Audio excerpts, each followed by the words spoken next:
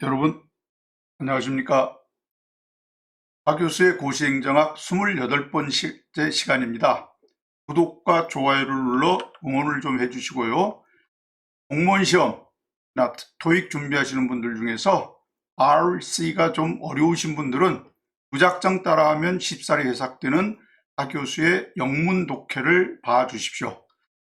자, 오늘은 이제 우리 인사행정의 3대 지주가 제일 먼저 채용, 능력 발전, 사기, 이렇게 세 가지라고 하지 않았습니까? 예, 그 중에 능력 발전의 세 번째 시간입니다. 능력 발전의 첫 번째가 교육훈련, 두 번째가 근무 성적 평정, 세 번째가 승진입니다. 자, 이 승진에서도 이 직위분류제와 관련된 이야기가 가끔 나오니까 여러분들 잘 좀 들어두시기 바랍니다. 자, 승진이 뭐냐? 높은 자리로 가는 거죠. 근데 높은 자리라는 게 직위분류제에서는 무엇이냐? 그만큼 직위의 일의 곤란성과 책임도가 높은 게 상위직급이죠. 그렇죠? 계급으로 봐서는 윗계급으로 가는 거고, 4개의 계급이 있을 때 아랫계급에서 윗계급으로 수직이도 가는 것을 승진이라고 하죠. 이건 옆으로 자리가 바뀌는 전직 전보 또는 그 직급은 똑같은데 월급이 올라가는 것을 승급이라고 하죠. 요것과는 성격이 다르죠. 자, 두 번째, 승진은 왜 필요합니까? 기본적으로 우리가 능력 발전을 위해서, 유능한 인재를 확보하기 위해서 이런 제도가 있다, 승진 제도가 있다. 유능한 너가 오면 빠른 시간 내에 승진할 거다. 오시기가 좋죠. 또는 이 사기와 관련해서 승진을 언급한 적도 있습니다. 언급한 때도 있습니다. 그러니까 이 승진을 하게 되면 사기를 높이는 데도 도움이 되는구나, 이렇게 알고 계셨으면 좋겠습니다. 자, 승진을 어디까지 하느냐가 승진의 범위입니다. 승진의 한계입니다. 자, 가장 기본적으로 승진의 한계가 높은 나라는 계급제를 채택한 국가라고 그랬습니다. 여러분 그림 생각나시죠? 계급제는 삼각형 모양이 끝까지 있었던 거고, 직위분류제는 윗부분이 잘린 사다리꼴 모양이었죠. 이해되십니까? 그래서 최고 한계가 높은 나라는 계급제 채택국가이고, 최고 한계가 낮은 나라는 직위분류제 채택국가다. 여러분 다음 중 인사행정에 대한 설명으로 옳지 못한 것 어느 것입니까? 계급제에 비해서 직위분류제의 최고 한계, 승진 최고 한계가 낮다. 그래야 맞는 거죠. 이런 걸 여러분 꼭 생각을 잘 하시고 정리를 해 두셨어야 됩니다. 그러면 승진 한계를 어디까지 결정할 거냐, 어디까지 한계를 둘 거냐의 결정 요인은 채용 정책에도 차이가 생기고, 직업공무원제가 발달되어 있느냐는 것도 문제가 있고. 이건 무슨 말이냐면, 직업공무원제가 발달됐다는 이야기는 오랫동안 근무를 시킨다는 이야기죠. 오랫동안 근무시킬 때는 올라가는 한계가 그만큼 높을 거다, 이렇게 생각하실 수 있는 거죠. 고급 공무원의 능력이 고급 공무원의 능력이 높아야 된다. 그러면 높은 자리까지 올라가는 자리가 분명히 있어야 된다는 이야기죠. 그 다음에 민주통제의 수준이 어느 정도냐, 소위 말하면 공무원이 어떤 위법 또는 위법한 행위를 하지 않았을 때도 공무원에 대해서 통제를 할 수 있느냐 없느냐 여부를 가지고 따지기도 합니다. 자, 일단 여러분 그것까지 알아두시고, 그 다음에 미국은 고위공무원단의 영향으로, 도입으로 상향 조정되겠다. 직위분류제 채택의 가장 대표적인 국가인 미국에서도 고위공무원단이라는 걸 tum으로 해서 최고 한계가 점차 높아지고 있다는 이야기입니다. 고위공무원단. 자, Senior Executive Services, 고위공무원단입니다. 미국 같은 경우에 1급부터 3급까지를 고위공무원단이라고 해서 직위분류제에 의해서 다루는 4급 이하의 공무원과 다른 요소를 취하고 있습니다. 그럼 아마 미국이 13등급이가 아마 그렇죠? 4등급부터 13등급. 여기는 우리 직위분류제에 따라서 승진 형태를 정하는 거고, 1급부터 3급은 별도로 관리를 합니다. 우리나라도 여러분 아시다시피 고위공무원단 비슷한 걸 도입을 해서 1급부터 3급까지 개방형으로, 여러분 알다시피 외부에서도 공무원 들어갈 수 있게 만들어 놓은 제도가 실제로 있습니다. 그러니까 4급부터 13급까지는 기본적으로 직위분류제에 따라서 하고 1급부터 3급까지는 또 별도로 관리를 해서 승진할 수 있는 여지를 둔다. 이렇게 보시면 되겠습니다. 내부 승진과 신규 채용 관계를 따지는 가장 큰 이유는 뭐냐면 여러분 알다시피 계급제에서는 각 계급, 4개의 계급으로 나눴었잖아요. 각 계급의 맨 아랫자리에서만 신규 채용을 인정하고 그 사이에 결혼이 생겼을 때는 전부 내부 승진으로 채운다 그랬습니다. 직위분류제는 어떤 자리에 결혼, 빠지는 사람이 생기더라도 시험 봐서 경쟁을 통해서 신규 채용할 수 있다고 했습니다.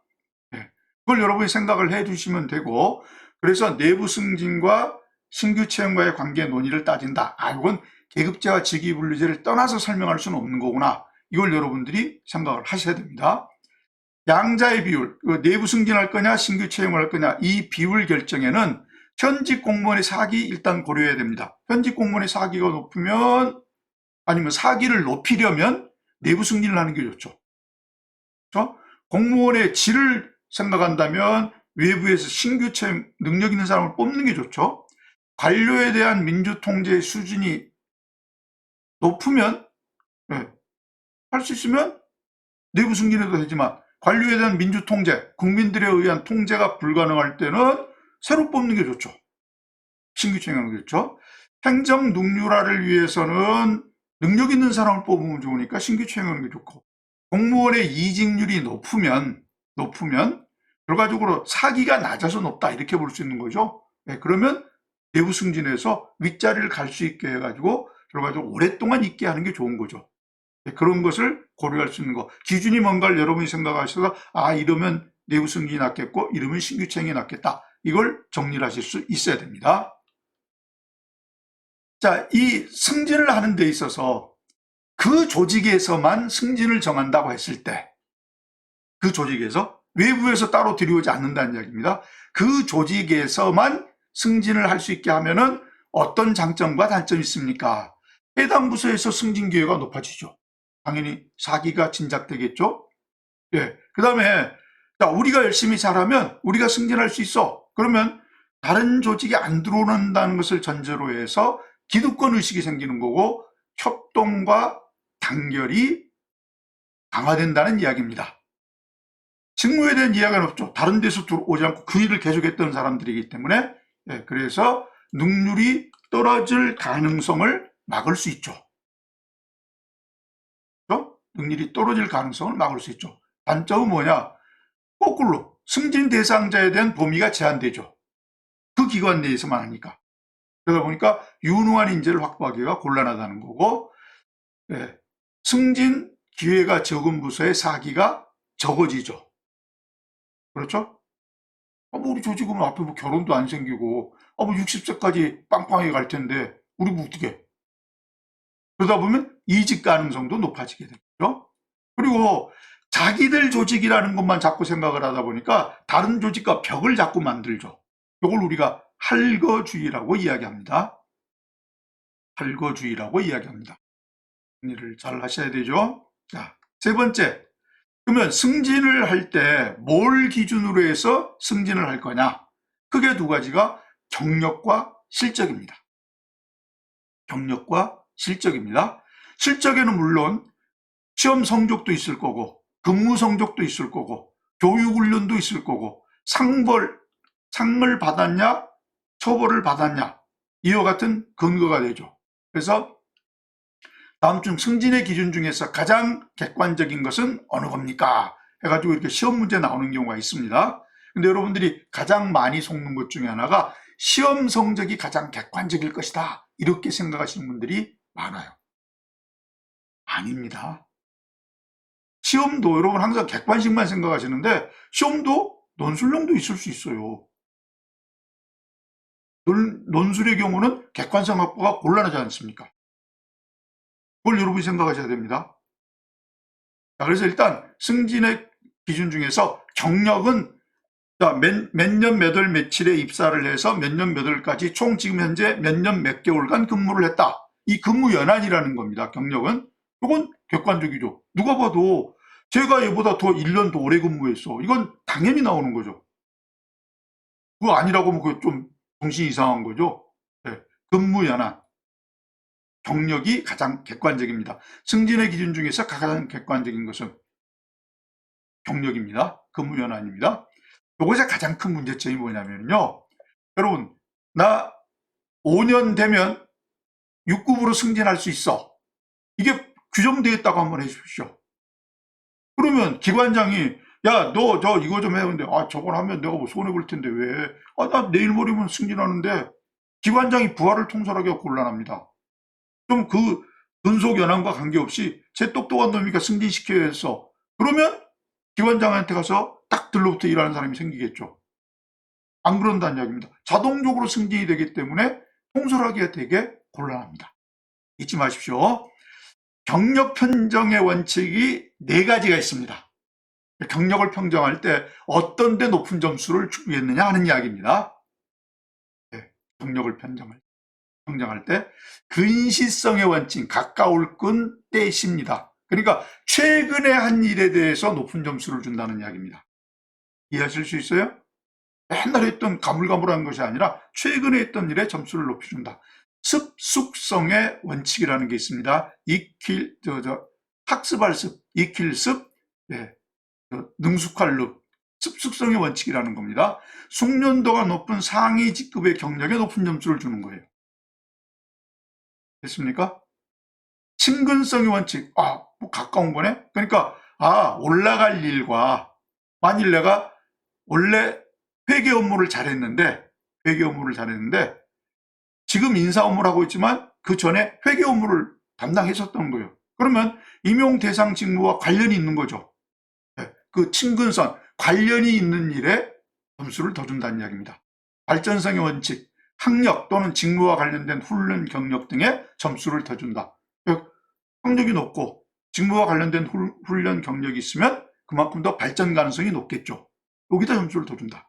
이겁니다. 다시 합니다. 경력 평정 원칙, 근신성, 최근에 한 일, 습득성, 숙련도가 높은 일, 친근성, 관련이 있는 업무, 발전성, 학력 또는 훈련 경력이 있는 경우 정리하셔야 됩니다. 다음 중 경력 승진의 기준 중에서 경력 평정의 원칙이 아닌 건 어느 겁니까? 경력 평정의 원칙 중에서 이러이러한 것은 어떤 겁니까? 2가지 형태의 문제가 존재할 수 있어요. 되셨죠? 제가 여러분에게 제가 이렇게 원래 지금 강의를 하니까 이 강의 중에 그걸 좀 하라는 이야기 많이 들었어요. 문제를 같이 풀면 훨씬 많은 사람들이 들을 텐데 그걸 안 하다 보니까 수강생이 적다. 그래서 걱정하지 말아라. 난 내가 봐서 개념을 모르고 문제풀이 하는 것은 문제를 수천 문제, 수만 문제 풀어도 만점이 나오지 않는다. 그런데 개념을 명확히 익혀두면 만점이 나올 수 있다. 어느 거 하시겠습니까? 개념 정리하시고 하시는 게 낫죠. 네, 이번 주로 30회까지 끝나는데 제 지금 계획은 45회 내지 48회, 그러니까 15회 내지 18회 정도밖에 안 남은 겁니다. 정리하시면, 그렇게 개념 정리를 하시면, 그 다음에 문제와 더불어서 개념에 대한 보충 설명을 할 예정이에요. 그러면 당장 달라지죠. 근데 문제 푸는 것은 제가 봐서 큰 의미가, 지금 처음부터 하는 것은 의미가 없기 때문에 기본적으로 이렇게 개념 정리에 주안점을 두고 있는 겁니다. 잊지 마십시오. 자, 승진 기준 중에 2번째, 실적입니다. 실적에는 승진 시험 성적, 근무 성적, 교육훈련 성적, 상벌 유무 이런 것들이 포함됩니다. 그건 뭐 우리 각각 다 다뤘던 거니까 정리하시면 되죠. 자, 우리나라의 승진제도, 일반 승진과 특별 승진이 있는데 특별 승진은 말 그대로 특별한 경우에 더 주는 거죠. 승진시켜주는 거죠. 일반 승진은 보통 대상자끼리 비교해서 이 사람도 높아. 그래서 주는 거죠.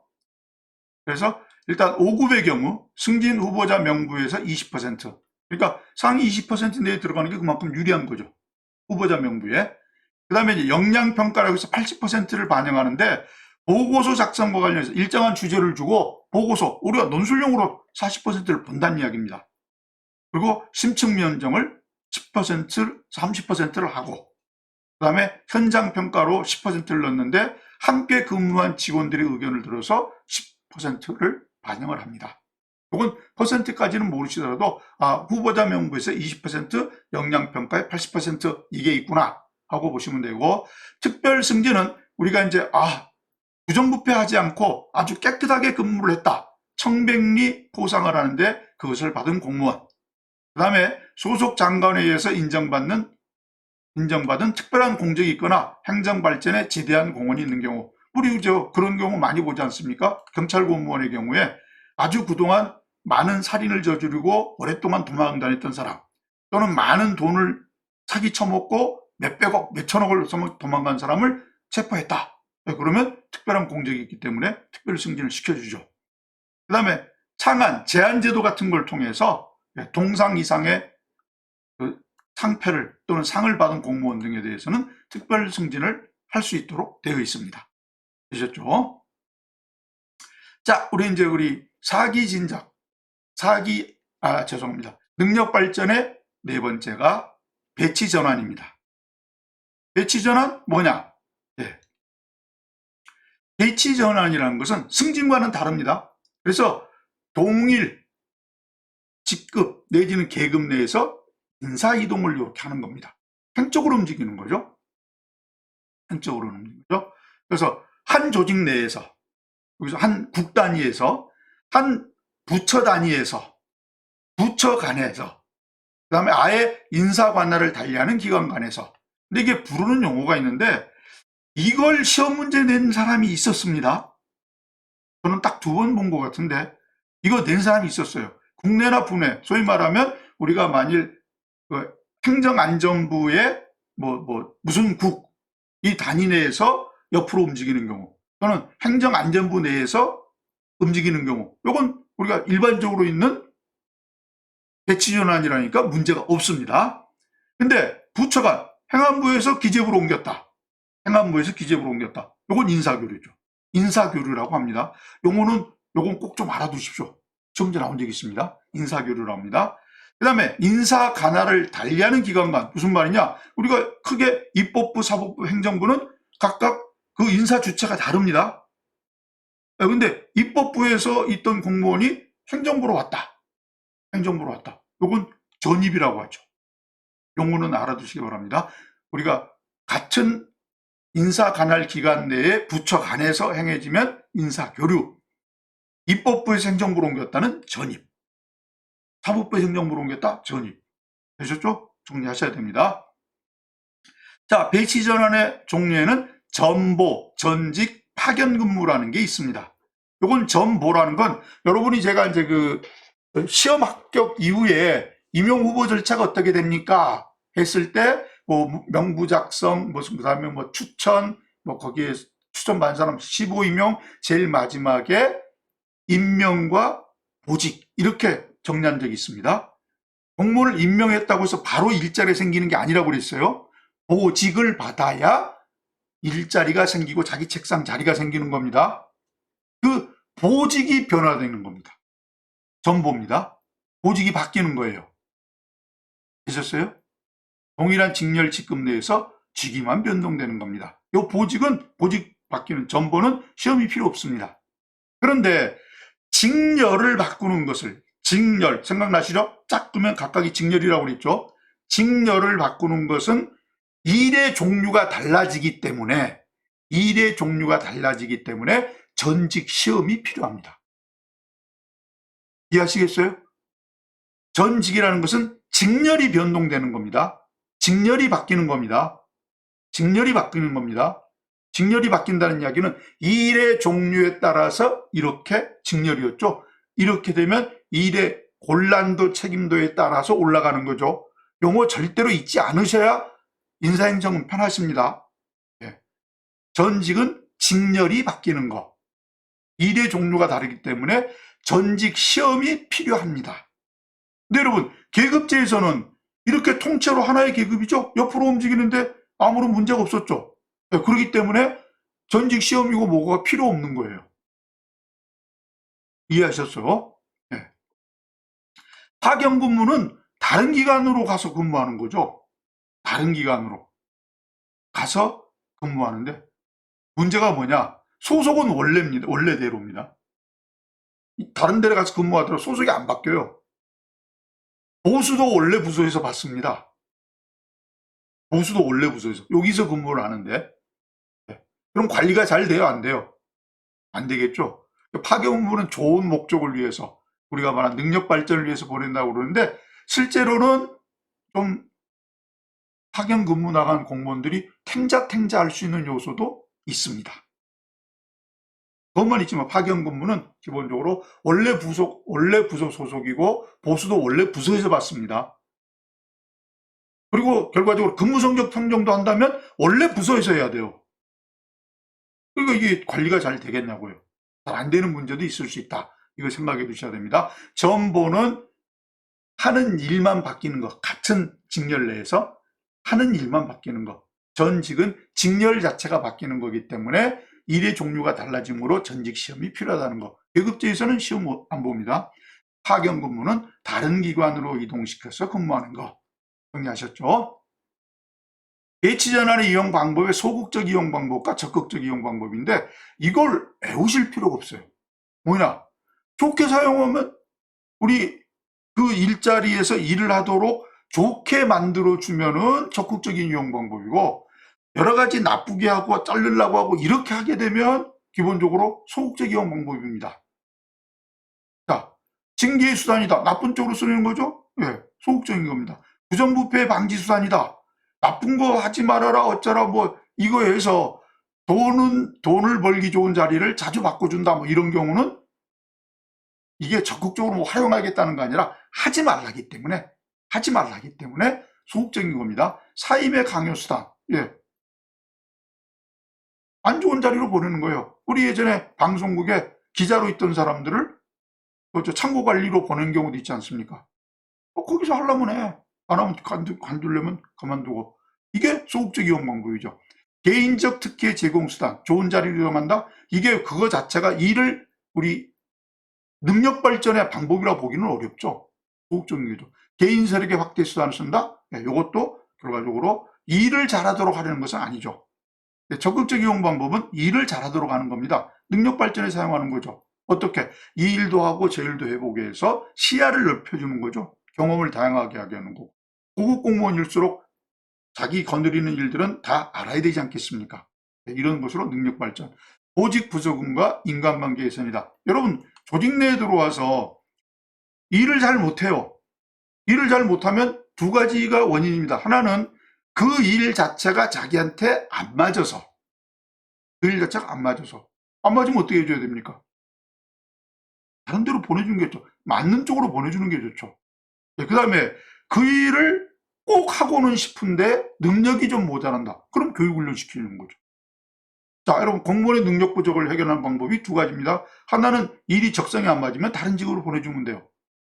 배치 전환하면 된다는 얘기입니다. 예, 그 다음에 그 일을 꼭 하고 싶은데 능력이 안 된다. 그러면 교육훈련 시켜주면 되죠. 되셨습니까? 직무 수행, 같은 일을 계속 반복하니까, 좀 변태로워. 좀 일에 재미가 없어. 그러면 다른 자리에 보내서 일에 재미를 갖게 해주면 되죠. 자, 조직의 충성심 확보.